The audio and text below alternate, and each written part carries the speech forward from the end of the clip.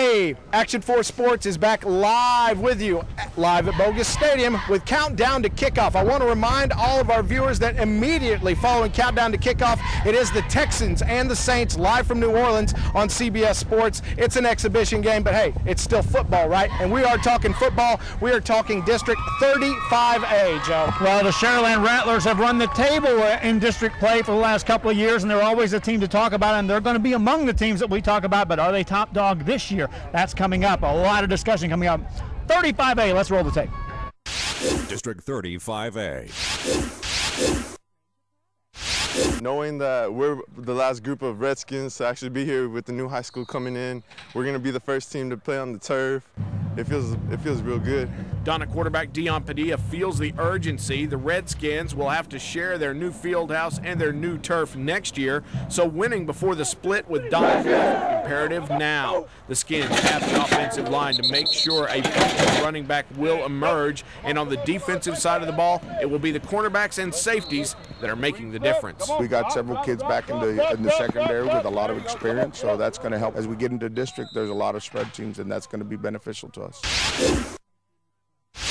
We got new opponents we haven't seen in quite a while, that we've never seen, and it's going to be a good season and a lot of excitement. Edinburgh, along with the rest of ECISD, moves west into 35A in 2012, and the Bobcats do so having lost plenty to graduation, along with transfers to new Vela High School.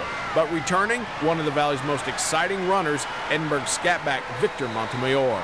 Well, Victor, he's a good receiver out of the backfield as well, and he's very slashy, kind of a fluent, smooth runner. And, it doesn't look like he's moving a lot of times, but he's covering a lot of ground. And he's strong. He's hard to bring down. He's low to the ground, and he carries the ball very well. I'm excited about this team, man. I've been playing with these guys since we were in middle school. I'm excited to be with these guys out here again and reunite as a team.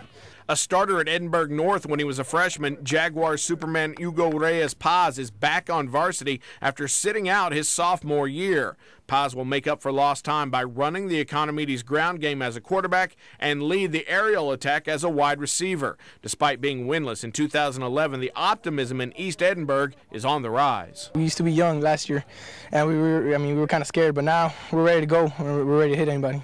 We got solid returnees and starters coming back on both sides of the ball. It gives us a fighting chance that we just didn't have last year. We want to leave behind a winning tradition, and we haven't been able to do that. We want to try and develop this young team to not only win this year, but to win in years to come. Vince Ortiz, the new quarterback for Edinburgh North, has a few advantages as he learns to take over the signal caller spot for the Cougars. The first advantage, 6'6", 320-pound Division I prospect David Anzaldua, protecting Ortiz's backside at left tackle. I see him, I'm not really scared of the other guy in front of him. I'm pretty sure he's going to take care of anybody. The second advantage, former Rio Grande Valley Dorados head coach Marty Hammond, giving him tips now as an assistant for North. We're very, very fortunate. He's added great experience and attitude, and not only that, these kids, there's somebody that's talking to them from the next level, from collegiate and professional, and so it means a little bit more.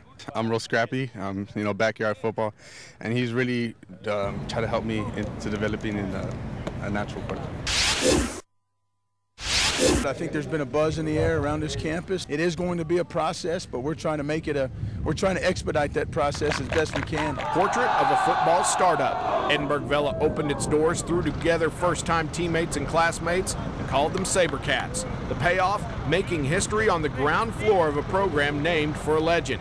But is it worth starting over at a new school in your senior year? It was a big sacrifice, but I was willing to pay it. And right now I don't regret it. I feel, the coaches here, we have a great coaching staff, we have a great team, and I feel it was worth it. People don't expect us to do much, but we don't care what other people think. It's all about our school, our spirit. We got to build something from the ground up, and we got to do it fast. We've been here, some of us have been already in varsity for 3 years, and we just want to win. We want to get La Jolla back on the map. Making La Jolla a player on the Valley football scene after 4 years without a playoff appearance is the task of the Coyotes' new head coach, George Espinoza. The former defensive coordinator under Mario Pena at Mission, Espinoza making wholesale changes on that side of the ball and seeing immediate benefits. His defense more faster, more adjustable, more stuff to it. But yeah, he brings a lot of stuff to the table, and it's really good. The kids are excited, and that's key. You know, they bought into the program, they bought into what we're about, you know, and I think they're having fun with it, and that's what's making, you know, the practices go by a lot faster for them.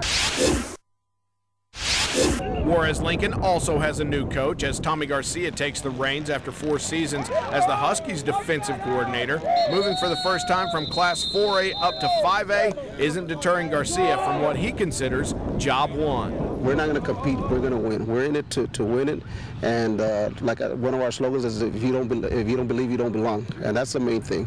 And even if it's an ugly win, you know, I'm a big Al Davis fan, everybody knows that. Just win, baby. I don't care how it happens, but we're going to win.